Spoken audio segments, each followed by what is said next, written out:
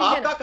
आपका काम था वहां बैठकर कि आप दोनों पक्षों की बातों को सुने। मैंने भी कुछ साल एंकरिंग की, मुझे बताने की जरूरत नहीं है। आपका काम था, नौकरी में रहते मीडिया में, तब भी आप अपनी आवाज उठाते। आपका काम था कि जब आप नौकरी में थे तो आप आवाज उठाते, लेकिन जब आप बाहर आ गए, पॉलिटिशियन बन गए और अपनी जाति बताने लगे विधानसभा चुनावों के लिए, ऐसे हो सकता है सर? नहीं, आपने मीडिया पर आप तय नहीं करेंगे ना, तारीख में काल्पनिक बातों पर नहीं हो सकती। अगर आधार है, प्रमाण है तो सामने रखिए। किसी भी टीवी एंकर की हैसियत नहीं है, औकात नहीं है। आधार है, प्रमाण है तो सामने रखिए।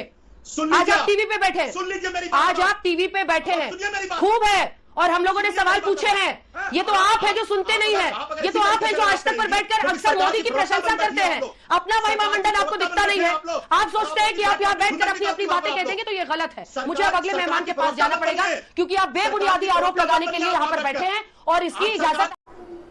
नमस्कार दोस्तों, मैं लोकेश गर्ग, आप देख रहे हैं प्रेस इंडिया। आज फिर हम बात करेंगे अंजना ओम कश्यप और आशुतोष गुप्ता की। जी हाँ, आशुतोष गुप्ता, फिर मैं बता दूं, ये वही हैं जो पहले पत्रकार थे, फिर आप पार्टी में आए और फिर उन्होंने वापस से अब पत्रकारिता चालू कर दी है।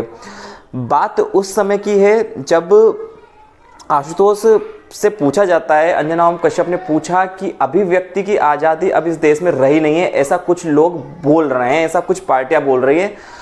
तो आपने भी कई बार ऐसा बोला है कि अभिव्यक्ति की आज़ादी धीरे धीरे मोदी सरकार में कम होती जा रही है। तो आप, अगर आपको अभिव्यक्ति की आज़ादी दी जाए तो आप ऐसा क्या पूछना चाहेंगे इस देश से और कुछ लोगों से जिनसे आप नाराज़ हैं, अगर आपको वो आज़ादी दे दी जाए? तो इसके जवाब में आशुतोष कहते हैं कि देखिए, अभिव्यक्ति की आज़ादी बिल्कुल 100% ये बात सही है कि अभिव्यक्ति की आज़ादी धीरे धीरे इस देश से ख़त्म होती जा रही है। उनका कहना था कि जब 2014 या 2013 के पहले जब क्वेश्चंस किया जाते थे लोगों से, मीडिया हाउसेस पूछता था तो कुछ होता नहीं था, लेकिन आज अगर मीडिया हाउसेस सारा डरा हुआ है, उनको लगता है कि उनकी नौकरी ना चले जाए, उनकी कंपनी बंद ना हो जाए, इसलिए वो सवाल नहीं करते। मालिक के ऊपर दबाव है, एंकर्स के ऊपर दबाव है, रिपोर्टर्स के ऊपर दबाव है। आप देख सकते हैं कि जैसे थोड़े दिन पहले अगर एक न्यूज़ चैनल था, उसने न्यूट्रल रहने की कोशिश की थी, उसने चाहा कि मैं जो दोनों पार्टियां हैं, विपक्ष पक्ष, उनसे सवाल करूं, तो उसके ऊपर छापा पड़ा, किस तरीके से उस मीडिया हाउस को बर्बाद करने की कोशिश की गई। इसके जवाब में अंजना ओम कश्यप कहती है कि तो फिर 2014 से पहले, 2013 से पहले जब आपने पार्टी आम आदमी पार्टी ज्वाइन नहीं करी थी, उसके पहले भी तो ऐसा होता था कि एक चैनल था जिसके बहुत सारे पत्रकारों को, बहुत सारे एंकर्स को निकाल दिया गया था एक साथ में। तो उस समय भी तो आप थे और आप अच्छे से जानते हैं कि मैं किसकी बात कर रही हूँ। तो उस समय भी तो ये होता था, तब आप क्यों नहीं बोले?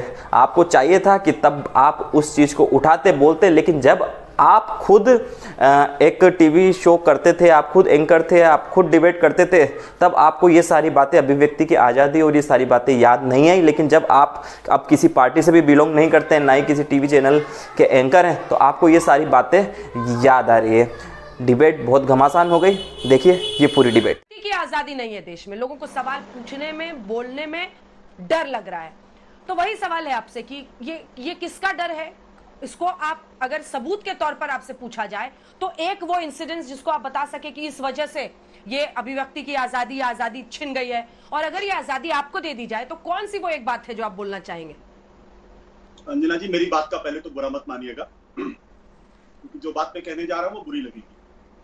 बुरी इसलिए लगेगी कि आज की तारीख में जो बड़े बड़े मीडिया हाउसेस हैं, उनके ओनर्स डरे हुए हैं, वहां बैठे हुए संपादक डरे हुए हैं, वहां बैठे हुए एंकर्स डरे हुए हैं, क्योंकि उनको अपनी नौकरी का खतरा है, किसी को अपनी कंपनी बंद होने का खतरा है, किसी को अपनी नौकरी से निकाल दिए जाने का खतरा है। कुछ लोग हैं जो बोल रहे हैं, अभी भी कुछ लोग हैं जो बोलते हैं, और वो हिम्मत से बोलते हैं। कब तक बोलेंगे भगवान जाने। इसी देश के अंदर एक टीवी चैनल ने सिर्फ न्यूट्रल पोजीशन रखने की कोशिश की, उस चैनल को बर्बाद करने में किसी तरीके की कोई कोर कसर नहीं छोड़ी गई।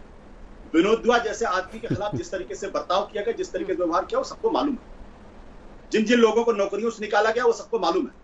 तो आपको इलेक्शन कमीशन में अगर लवासा साहब एक सवाल पूछ देते हैं तो उनके खानदान के ऊपर सारे चार्जेस हो जाते हैं, सब उनके करने लगता है। सब कुछ इस देश के अंदर हो रहा है, और अभी मुझे जो चीज स्वयं सिद्ध है उसको बताने की जरूरत नहीं है। आप दुनिया में कहीं भी जाइए, किसी से पूछिए, आप सड़क चलते पूछिएगा, आपको बता देंगे आज की मीडिया की हालत क्या है, और मीडिया किस तरीके से सिर्फ और सिर्फ प्रधानमंत्री के बैठकर गुणगान करता है, इसके अलावा कुछ नहीं करता। कुछ लोग हैं जो बोल रहे हैं, कब तक बोलेंगे भगवान जाने। ये जो वाजपेयी जी अभी कह रहे थे ना कि इमरजेंसी, एक मिनट बाकी बात सुनिए, एक मिनट, ठीक है, एक काउंटर क्वेश्चन है। वाजपेयी जी कह रहे थे पूरी कर लीजिएगा, एक इमरजेंसी काउंटर लगाने की क्वेश्चन जरूरत है। नहीं। ये जो आप तमाम मीडिया हाउसेस की बात कर रहे हैं, एक सेकंड सर, ये जो तमाम मीडिया हाउसेस की आप बात कर रहे हैं, ये आपके कल्पना के पंख हैं या आपके पास इसका प्रमाण है? ए दूसरी बात, आप जो ये हमेशा भय डर की बात करते हैं, ये सिर्फ इसलिए है क्या क्योंकि जैसा मुझे याद है जब आप मीडिया में थे तब भी एक चैनल में बहुत लोगों की नौकरी गई थी, तब तो किसी संपादक की हमने आवाज नहीं सुनी थी उनके हक में। ये सवाल आज क्यों न पूछा जाए कि उस वक्त के तमाम संपादक क्यों चुप रहे थे? मुझे लगता है कि जो सवाल आप मुझसे पूछ रहे हैं, ये सवाल तो आपको खुद अपने आप से पूछना चाहिए था कि जो सवाल आप मुझसे पूछ रहे हैं खुद अपने आप से पूछना चाहिए था। मैं आज भी सुनना चाहता हूं कि बहुत बड़े, क्योंकि आप वहीं पर थे जब आप मीडिया में थे, तब का सवाल है। मुझे तो सुन लेने दीजिए ना, आपने मुझे बुलाया तो जब आप मीडिया में थे, उस चैनल में थे, तभी का सवाल है। देखिए मैं यही कह रहा हूँ, अब आप व्यक्तिगत हो गई, निजी तौर पर मैंने तो आप पे कोई निजी आरोप नहीं लगाया और मैं ना आपके ऊपर निजी आरोप लगाता हूँ क्योंकि मैं मानता हूं कि व्यक्तिगत ही होते हैं हर बार, आप भी व्यक्तिगत होते हैं हर आरोप। सवाल ये है कि आप सवाल से भी नहीं भाग सकते ना सर। सवाल ये है कि जब आप बिल्कुल आप पूरे मीडिया को रंग दे रहे हैं और आपको लग रहा है आप आरोप नहीं लगा रहे हैं, आप आज तक पर बैठकर तमाम मीडिया चैनल्स कह रहे हैं तो दुनिया समझ नहीं रही है कि क्या बोल रहे हैं आप। अंजना जी, आशुतोष जी, आप भी तो सवाल से भाग रहे हैं। एक सीधा सवाल किया सर आपसे और आप सवाल से भागने लगे। एक सवाल मुझे बोलने भी नहीं दे रही है। आप तो कम से कम खुलकर बोलिए, कोई भय में मत रहिए। नहीं अंजना जी, आप समझ रही मैं क्या कह रहा हूँ और आप मुझे बोलने दीजिए, उसके बाद आप जो मन में आए जो टिप्पणी करना आप भी समझ रहे हैं मैं क्या कह रही हूँ। यही तो बात है आशुतोष जी, आप भी समझ रहे हैं कि मैं क्या कह रही हूँ, लेकिन आप भी उस पर जवाब देने से भाग रहे हैं।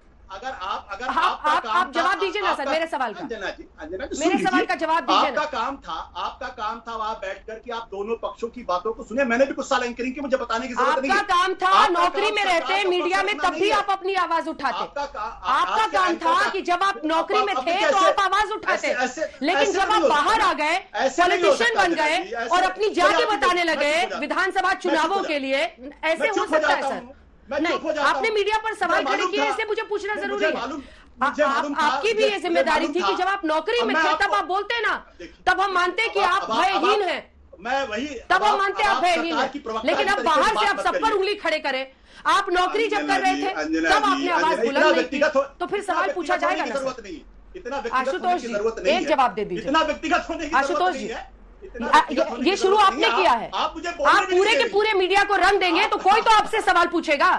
अरे कोई तो आपसे सवाल पूछेगा। आप मुझे बोलने भी नहीं दे रही। देखिए ये अद्भुत स्थिति पैदा हो गई है। मेरे सवाल का जवाब दीजिए ना सर। सुन रही और आप मुझे बोलने भी नहीं दे रही। मेरे सवाल का जवाब। उसके बाद आप कहती हैं कि इस मीडिया में किसी को बोलने का अधिकार है, बोलने का अधिकार नहीं है। आप मेरे सवाल का जवाब दीजिए ना आशुतोष। मैंने एक कड़वा सच बोल दिया तो देखिए कैसे लोगों को तकलीफ हो जाती। मैं तो कहता हूँ आप लोग बड़े प्रतिभाशाली लोग हो। कड़वा सच या कड़वा झूठ ये आप तय नहीं करेंगे ना। तारीख में काल्पनिक बातों पर नहीं हो सकती। अगर आधार है, प्रमाण है तो सामने रखिए। किसी भी टीवी एंकर की हैसियत नहीं है, औकात नहीं है। आधार है, प्रमाण है तो सामने रखिए।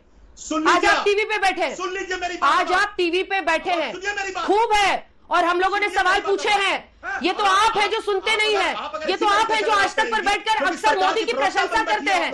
अपना महिमा मंडल आपको दिखता नहीं है। आप सोचते हैं कि आप यहाँ बैठकर अपनी अपनी बातें कह देंगे, तो ये गलत है। मुझे अब अगले मेहमान के पास जाना पड़ेगा क्योंकि आप बेबुनियादी आरोप लगाने के लिए यहाँ पर बैठे हैं और इसकी इजाजत आपको नहीं मिल सकती है। मैंने आपको कहा आप प्रमाण रखिए सर, और जितना मीडिया हाउसेस को गाली देना है दीजिए, लेकिन यह भी याद रखिए कि जब आप नौकरी में थे तो आपने कितनी आवाज बुलंद की थी, यह सवाल आपसे पूछा जाना चाहिए। अगर आप हक में आज कोई भी सामने आता है तो आप उसके साथ खड़े होइए, लेकिन प्रमाण तो दीजिएगा ना सर। अगर बैठकर सबको मीडिया को गाली दीजिएगा तो उसकी आजादी नहीं हो सकती। आजादी के साथ एक जिम्मेदारी और जवाबदेही होती है। देखिए, जब आप हर किसी के विश्वास और भरोसे को खत्म कर देंगे तो यह बोलकर सिर्फ एक तरफा बात नहीं हो सकती है सर। माफ कीजिएगा।